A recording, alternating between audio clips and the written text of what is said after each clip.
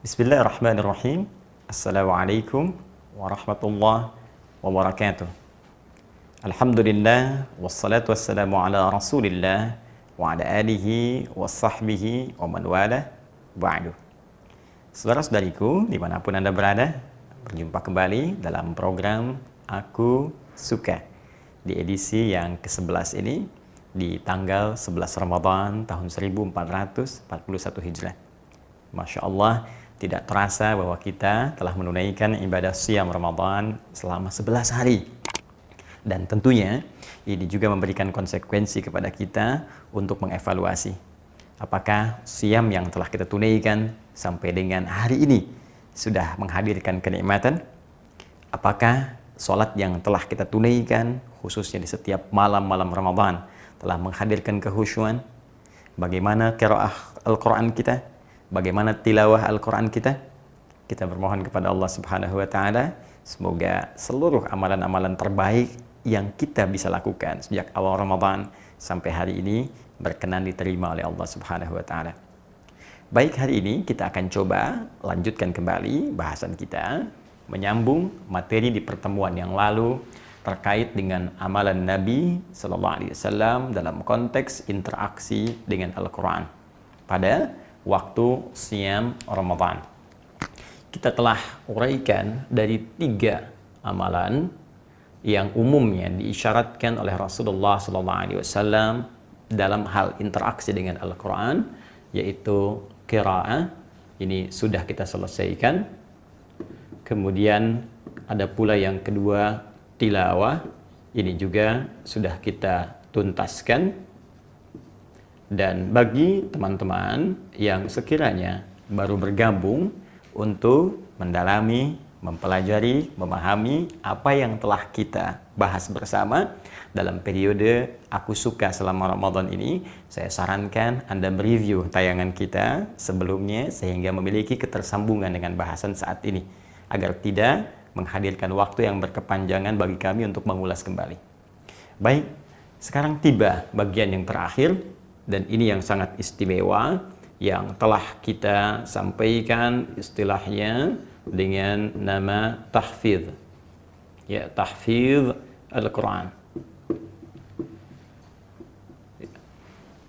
Saya ingin tegaskan dulu kepada kita semua bahwa interaksi dengan Al-Quran dari 3 model ini tentunya memiliki tahapan-tahapan keistimewaan. Ya, turunan-turunan kemuliaan yang tidak sama. Kalau bisa kita katakan ini adalah tahap permulaan qiraat, ini permulaan. Bahkan kalau kita urutkan ke dalam urutan turunnya wahyu yang disampaikan oleh Allah Subhanahu wa Ta'ala kepada Rasulullah sallallahu alaihi wasallam, maka periodenya dimulai dengan periode permulaan dengan kalimat Al-Qur'an, Iqra bismi rabbikal ladzi khalaq. Iqra. Ini didapatkan dalam Al-Quran surah 96 Al-Alaq ayat pertama itu. Iqra, kata perintah dari akar kata qara'a yang sifatnya disebut dengan qira'ah. Jadi sebelum kita mau menggali sesuatu, ini pun dasar pemikiran ilmiah.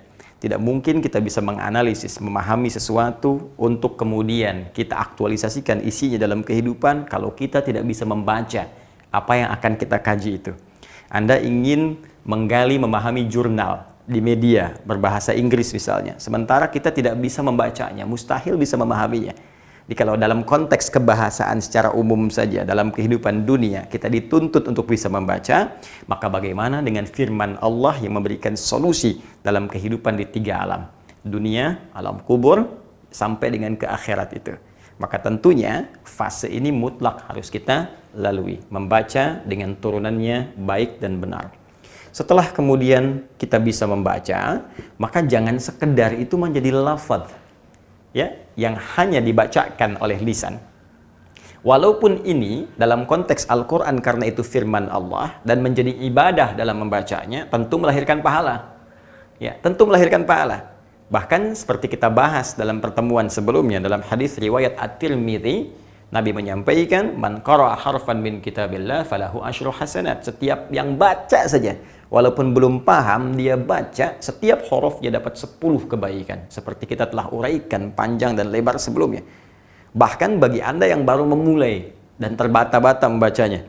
Yatata'ta wa huwa syaqun alaih, sudah mengejak terbata-bata, berat mengucapkan hurufnya. Itu diapresiasi lebih. Dalam lisan Nabi disebutkan Allah berkenan memberikan kepadanya 2 kali lipat dari orang yang sudah lancar. Falahu ajran, mengapresiasi keinginannya membaca, mengapresiasi bagaimana lisannya berusaha untuk membaca. Sedangkan yang sudah lancar dapat pahala dan ma'syafratil kiramil bararah. Ukuran benar bacaannya juga diukur dengan perubahan perilakunya. Kata Nabi, kalau orang sudah lancar baca akan didampingi malaikat, namanya syafaratil kiramil bararah. Kiram mulia, bararah baik. Jadi malaikat ini bukan sekedar hadir di sampingnya, tapi menjaga ia agar selalu bersikap mulia dan bersifat baik dalam kehidupan. Karena itu sering saya katakan, orang yang rajin baca Al-Quran, rajin menghatamkannya, pasti firman itu akan memberikan pengaruh kepada jiwa yang membimbing tubuh untuk berubah menjadi baik. Baru baca saja, kalau benar bacanya, rajin bacanya, pasti ada perubahan pada perilaku. Nah, kalau sudah kita dapatkan level ini, sudah lancar bacanya, maka Al-Quran langsung memberikan isyarat, bahkan hadis-hadis Nabi SAW yang telah kita bahas di pertemuan lalu, untuk naik level ke tahap tilawah. Ini tahap menengah. Ya, tahap menengah. Jadi, naik levelnya ke tahap tilawah, tahap bacaan dengan pemahaman, tahap analisis. Dan ini tidak harus kemudian Anda langsung 1 juz, 2 juz, 30 juz. Anda mungkin bisa mulai 10 ayat dulu. Anda bisa mulai 5 ayat dulu, atau surat-surat pendek dulu. Analisis, dari situ lihat apa kaitannya dengan kehidupan kita, kemudian amalkan dalam hidup kita. Ya, kita bisa keluarkan sesuai passion kita saja. Ya, ini yang pernah disampaikan Nabi SAW dalam pengajaran saat di era beliau kepada para sahabat. Karena memang tujuan Al-Quran saat diturunkan, itu kan jadi pedoman hidup. Ya, pedoman ini kalau cuma dibaca, nggak dipahami dan nggak dipraktekkan, bagaimana kemudian kita bisa mengetahui manfaat dari pedoman dimaksudkan? Anda beli TV, ada buku pedomannya. Anda baca, tapi nggak Anda pahami, nggak Anda praktekkan, ya tetap saja Anda kesulitan mengoperasikan TV yang dimaksudkan. Maka demikian kehidupan kita yang kompleks. Solusinya ada dalam Al-Quran, disebut hudan. Bahkan saat diturunkan di bulan Ramadan, disebut langsung oleh Allah di Al-Baqarah, Quran surah kedua, ayat 185 itu. Syahrul Ramadan alladzi unzila fihi al-Quran hudal linnas. Saya turunkan, kata Allah, Al-Quran di bulan yang sangat mulia, di bulan Ramadan, bukan sekedar menjadi bacaan. Memang bacaan akan melahirkan pahala yang banyak. Tapi bacaan itu menjadi pintu untuk pemahaman. Ketika Anda pahami, Anda mengerti, kata Allah, di balik bacaan Al-Quran itu ada pedoman kehidupan. Pedoman ini hanya bisa digali, dipahami jika kita menerapkan konsep tilawah, bukan sekedar konsep bacaan biasa. Karena itulah kemudian periode-periode setelah lancar bacaan itu bisa diikuti oleh Nabi SAW, mengikuti petunjuk malaikat Jibril, maka dengan itulah kemudian beralih, bertransformasi kalimatnya. Allah berfirman, tidak menggunakan kata qira'ah dengan kalimat perintah pertama iqra, tapi kemudian banyak pula redaksinya menggunakan kalimat tilawah, yaitu utslu kata perintahnya. Seperti kemarin telah kita uraikan. Kita beri contoh, setelah bacanya lancar, baik, turun perintah syariat untuk sholat. Bukankah sholat diperintahkan oleh Allah Subhanahu wa Ta'ala pada periode Isra Mi'raj itu? Setahun sebelum Nabi SAW hijrah ke Al-Madinah Al-Munawwarah. Dalam riwayat ada yang menyebutkan kurang lebih mau masuk tahun kedua, antara setahun 2 tahun sebelum hijrah. Artinya apa? Artinya setelah kurang lebih 10-11 tahun dari periode diangkatnya beliau sebagai Nabi dan Rasul. Usia 40 tahun, ya kan? Nabi SAW diangkat jadi Nabi dan Rasul.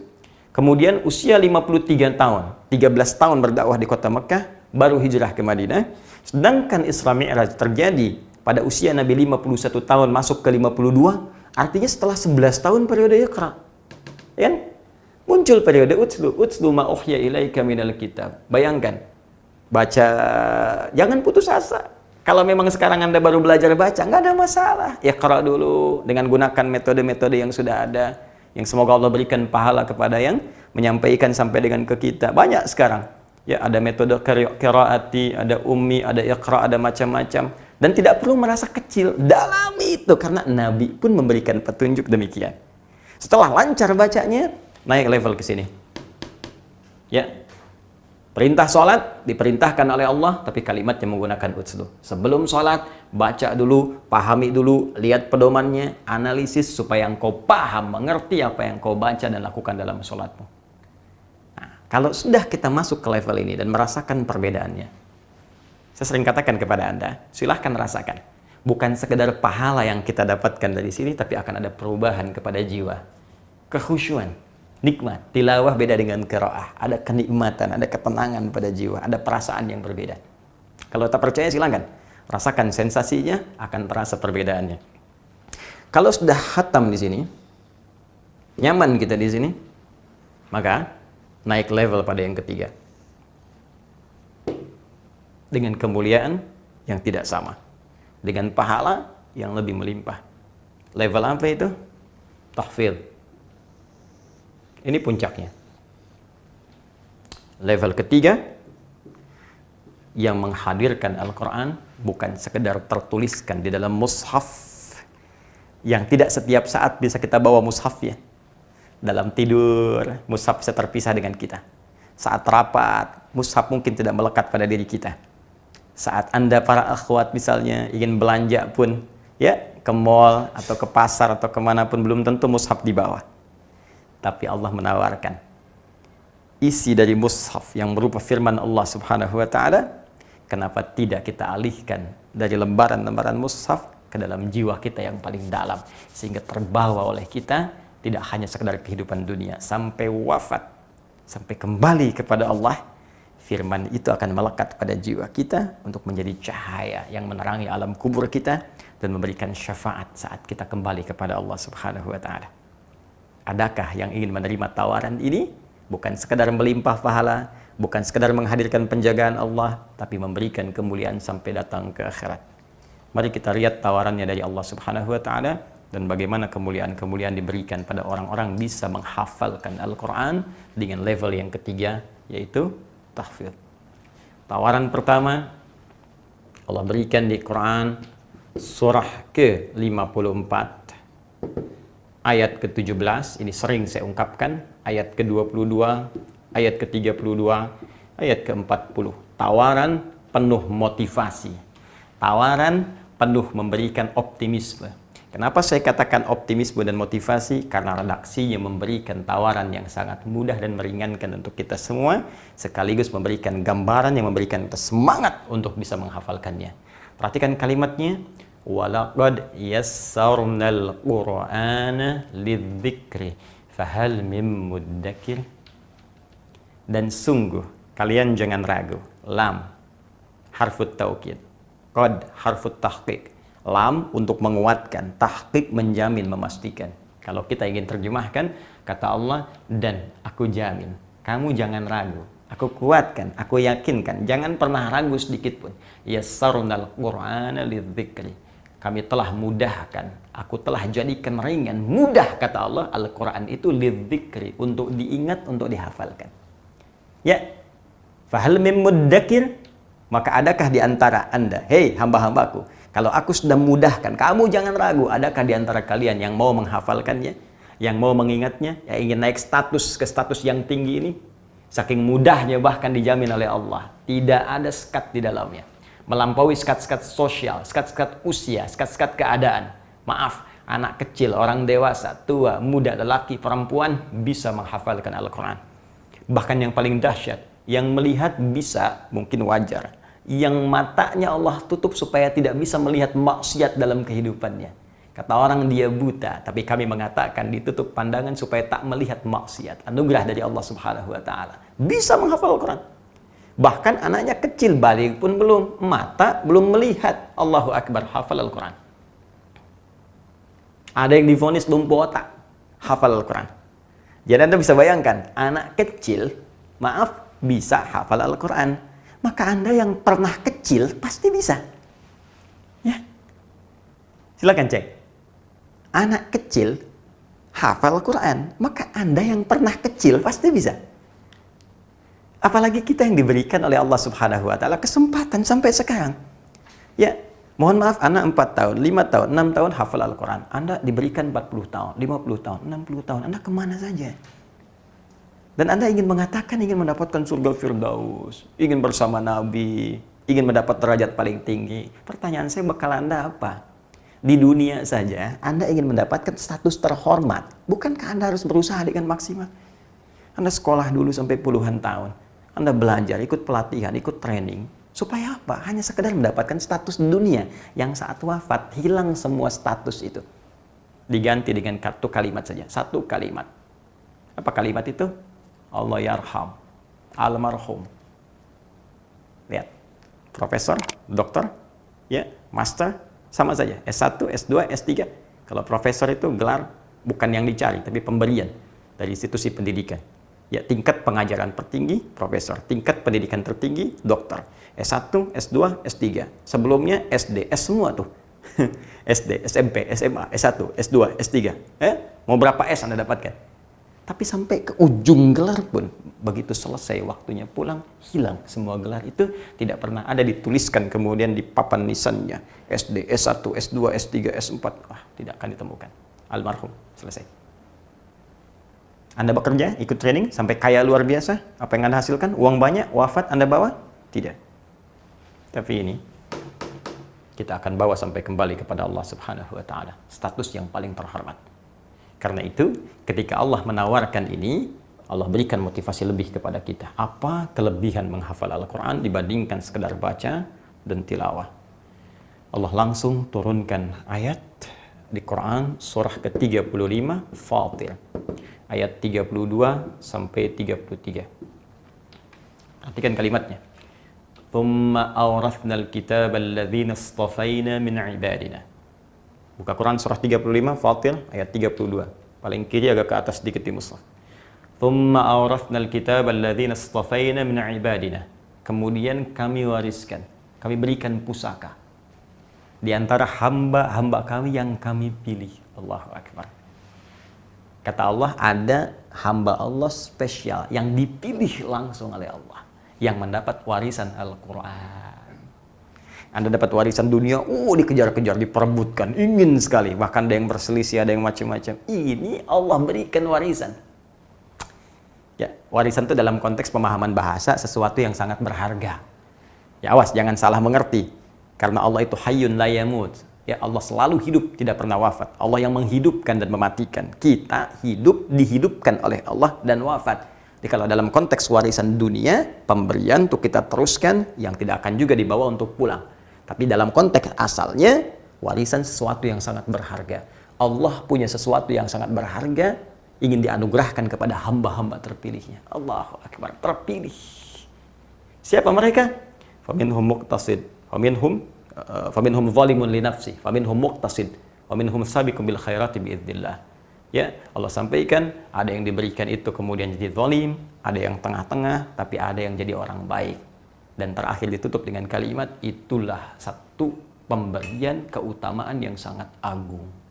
Jadi orang yang mendapatkan anugerah Al-Quran, pertama, dia menjadi hamba yang terpilih. Allahu Akbar. Yang kedua, dia mendapatkan anugerah teragung yang diberikan oleh Allah Subhanahu wa Ta'ala. Masya Allah. Anugerah terindah yang pernah dimiliki. Anugerah teragung yang pernah dipunyai. Belum selesai ayatnya. Teruskan ke ayat 33-nya. Jannatu adnin yadkhulunaha. Ya, dan orang-orang ini, penghafal Quran, ahli Quran ini, yang mampu memelihara Qurannya, menjaga menjadi baik, Allah akan berikan hadiah. Masuknya nanti ke surga Aden. Ya, yuhallawna fiha min asawir.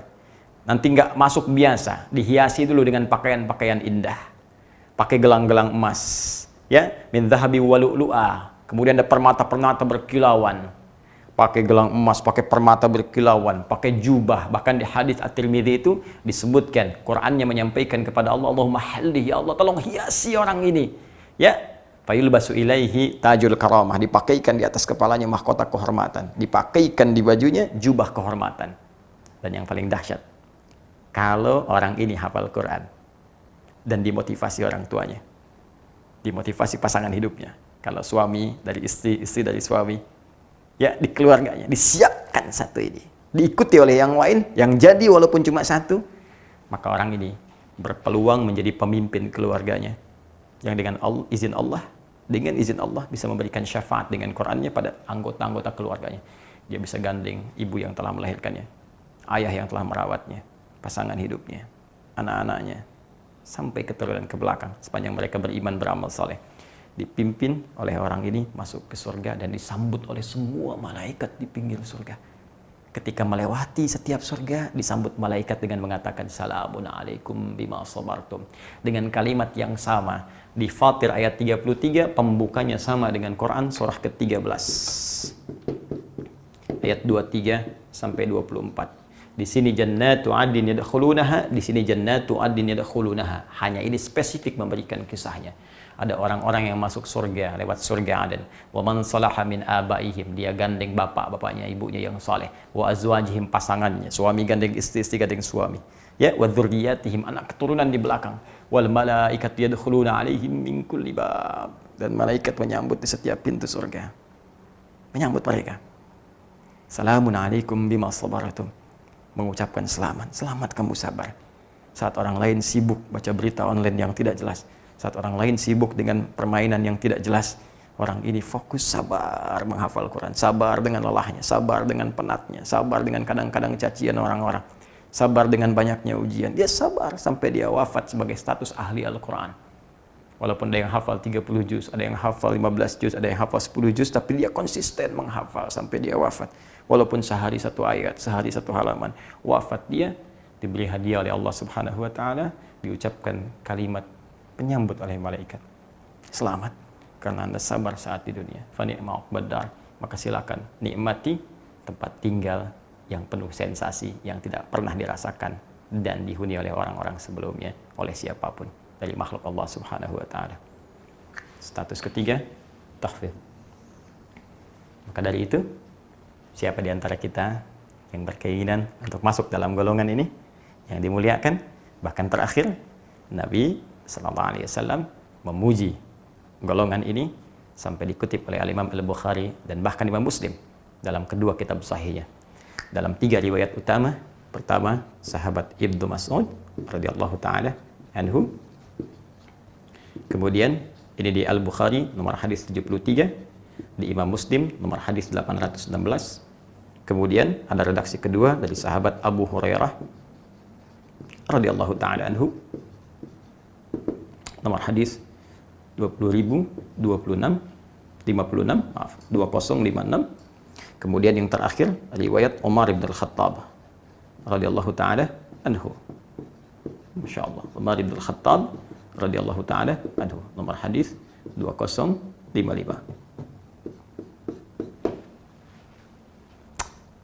Kalau nomornya berbeda karena cetakan yang tidak sama, seperti kemarin yang saya sampaikan rumusnya, cukup Anda lihat rawinya, lihat redaksi hadisnya, Anda akan temukan kalimatnya. Baik. Nabi memuji, bahkan dalam riwayat Umar bin Khattab langsung mengatakan, la hasada illa fitnatan. Tidak boleh kita iri hati, tidak boleh kita dengki. Dengki dilarang, iri hati tidak boleh. Illa fitnatan. Kecuali kalau ada dua golongan ini, boleh kita merasa iri. Dan irinya tidak disebut dengan dengki, hasad, hekdun, tapi diistilahkan dengan ghibtah, iri hati yang positif yang harus kita miliki. Siapa dari golongan ini? Rajulun atahullahul qur'ana. Ya, ada yang riwayatnya Abu Hurairah, rajulun allamahullahul qur'an. Dalam riwayatnya Ibnu Mas'ud, rajulun atahullahul hikmah. Disebut diajarkan oleh Allah, disebut diberi hikmah, intinya diberikan Al-Quran karena mampu berusaha menghafalkannya. Dan dia yaqumu bihi ana al-lail wa ana an-nahar. Dan dia mampu mempraktekkan Quran itu minimal dia baca dalam sholatnya setiap siang dan malam. Kita mesti iri pada penghafal Quran karena status yang luar biasa di hadapan Allah Subhanahu wa taala. Anda boleh bangga dengan kekayaan yang Anda miliki sekarang. Dengan kedudukan yang Anda duga bisa menjadikan diri Anda hebat dalam pandangan manusia.